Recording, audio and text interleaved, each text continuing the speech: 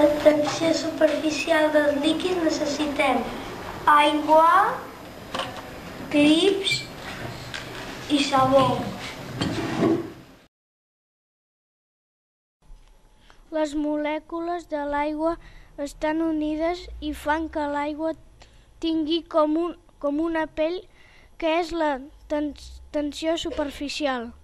Aquesta permet que alguns animals, com el sabater, pugui caminar sobre l'aigua. Quan posem sabó a l'aigua, trenca aquesta pell i els clips cauen al fons del recipient.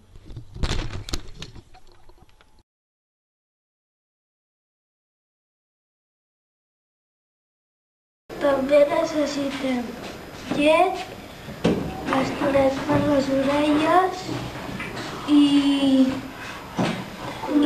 colorant alimentari. I sabó. I sabó. I també necessitem un recipient. Tirem colorant alimentari a la llet.